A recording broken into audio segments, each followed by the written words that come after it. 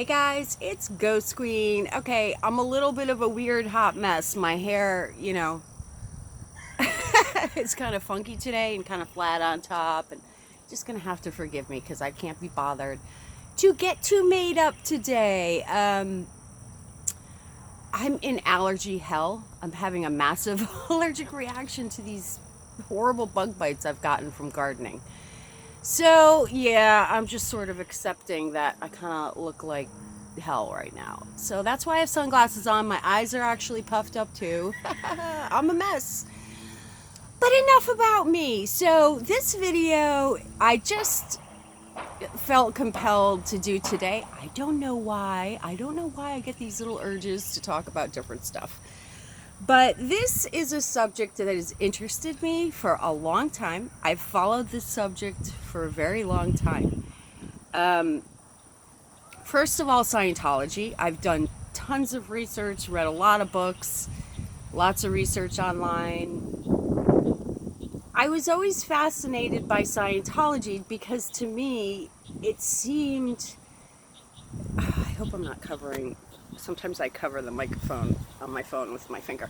It seemed to me so obvious what Scientology was all about, but that's not being fair. That's sort of insinuating that the people in Scientology are stupid, and I'm sure these are not stupid people. So how does this happen? How does a cult, and let's be honest, a cult, or rather Scientology is, without a shadow of a doubt, a cult. So how does this happen? These aren't stupid people. These are everyday people just like you and me who get caught up in cults. How does it happen? Well, I think there can be a lot of dangerous mixes in the world, and when you get somebody who is sort of maybe a narcissist, but really intelligent and has learned a lot about psychology, has learned a lot about religion, has learned a lot about business. You combine sort of all these elements, and, he was not a dumb guy. When you talk about, what's his name? Oh, God, is it R.L.H. Hubbard? The guy who started Scientology. This was not a stupid man. He was a novelist, a science fiction writer. He just created a fucking religion, okay? But he was able to convince people. So how does it happen? Well, the mind is a very tricky thing. And, obviously all religions in general interest me, cults interest me, human beings interest me. All this stuff kind of, comes in together as the perfect storm, I feel, in Scientology. Abuse, there's plenty of abuse to that tale. These are all things that fascinate me and interest me. And even when you look at David Miscaviage, I don't know if I'm saying his name correctly, but the new head of this cult, and let's be clear, it's a cult. Even when you look at David Miscaviage, however I mistakenly pronounce it, when you look at him, he reminds me so much of my first husband. I'm sorry, I can't help it, he does. Like, he's very short, but good looking. Okay, my first husband was British. He was very short, but handsome and smooth. He was a smooth fucking operator, and he was 10 years older than me, You can relate this back to marriages and shit. I know people, look at women like me and say, how does she get sucked into abusive men? Well, this is how it happens. These are not stupid people. They're smart, and they know how to, how to suck people in. It's what they do. David he's very short, so he's got that whole fucking Napoleon complex thing going on. I don't know, I look at him and I can just, I can see right through him, but like I say, I was married to somebody who was probably very similar to him, and so I kind of know what to look for. I look at him and I instantly can see how he can be just a cruel human being, cruel and vicious human being.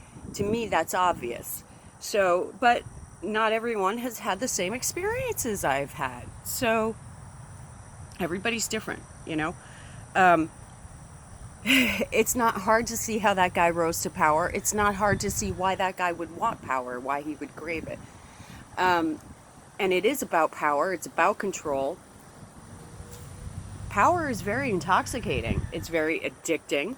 And a lot of people crave power. So, but the big question now is, where is Michelle? I can't even, every time I try to say the name, I screw it up. Miscavige? I can only say it that way, even if it's not the right way. Where is she? Where is this woman? I mean, what the fuck? I can't help but wonder, why does no one care about this issue? Where is this woman? Okay? She's clearly abused. Clearly, she's abused, and I get it.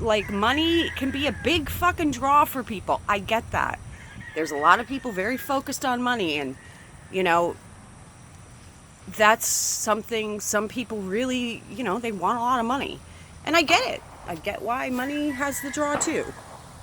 See, this story, it's got all the elements, all the elements of intrigue and mystery. Of course, there's going to be money involved, I can see how that's a draw for people, okay? I get it. But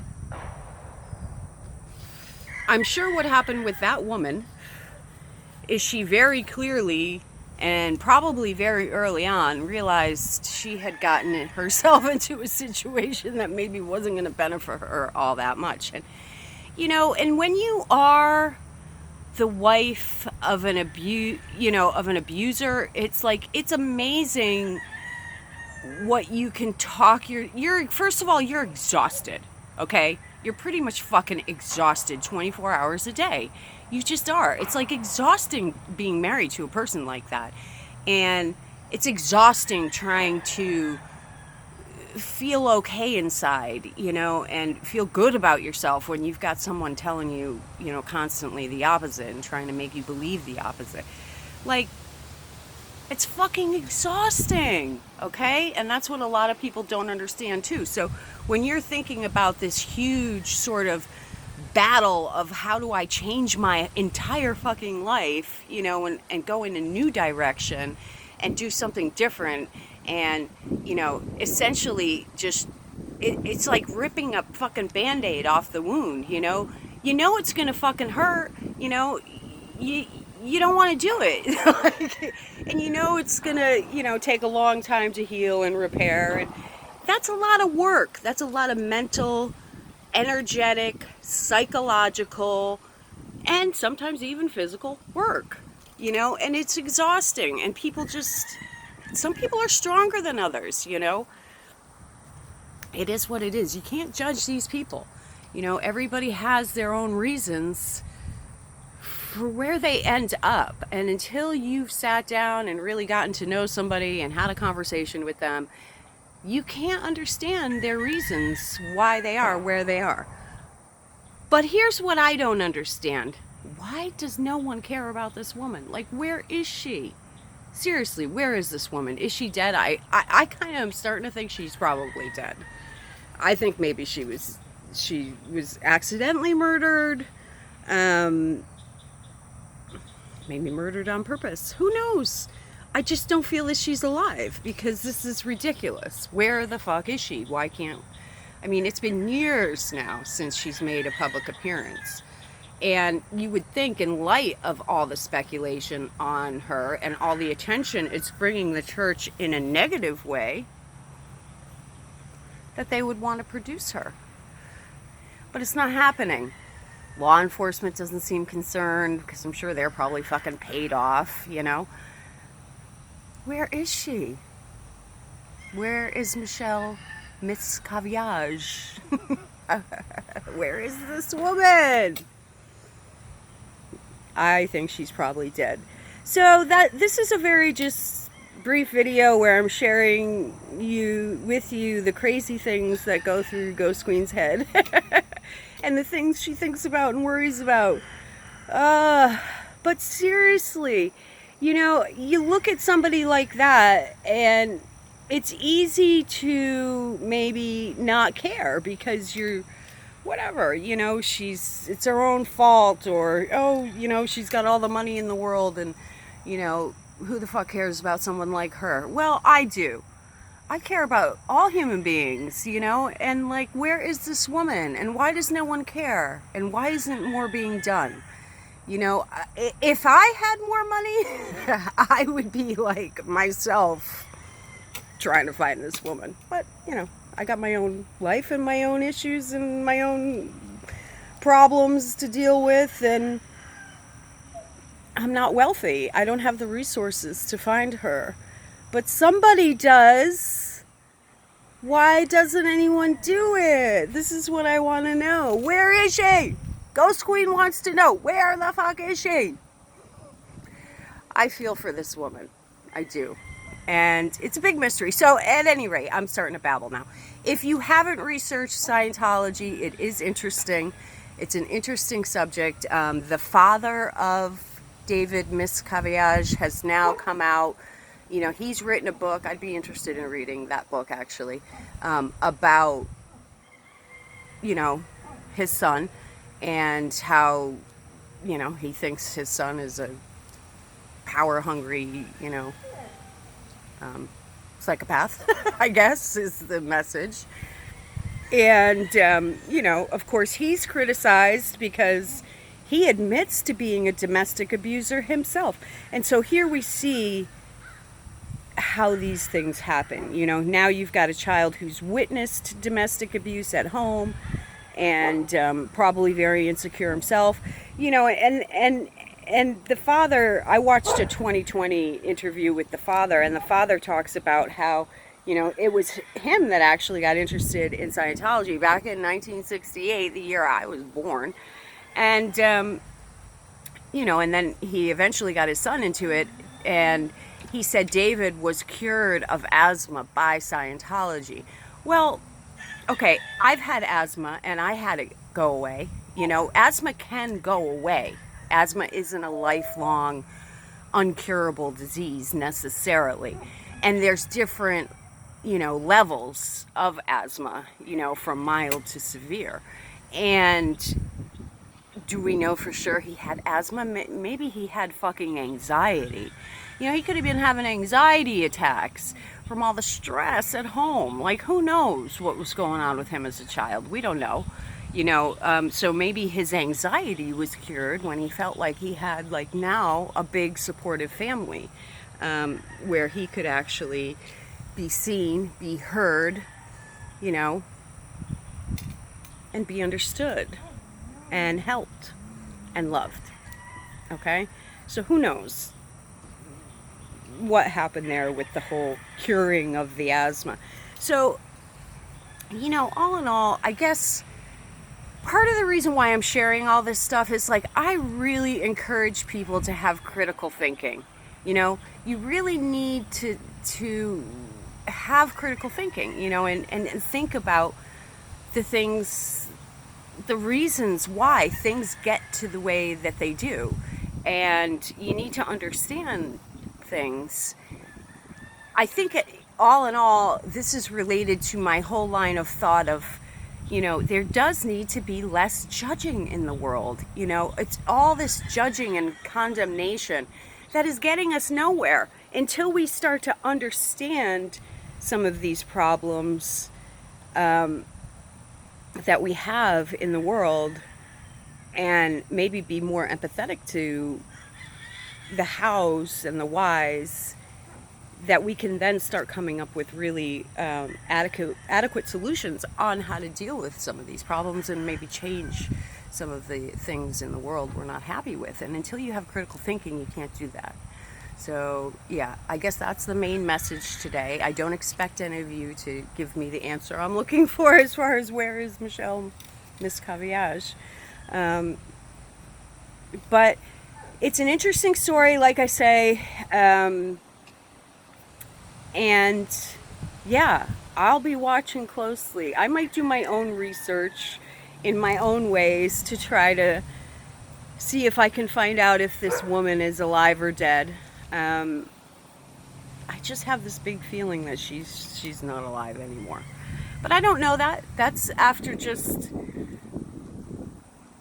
casual contemplation. I certainly haven't delved into this in any way. I don't know. Maybe she's alive. Maybe she doesn't want to be public. Maybe she's ashamed. Maybe she's humiliated. I don't know. But it's interesting. And I do wonder about why no one else. I mean, she must have friends, family.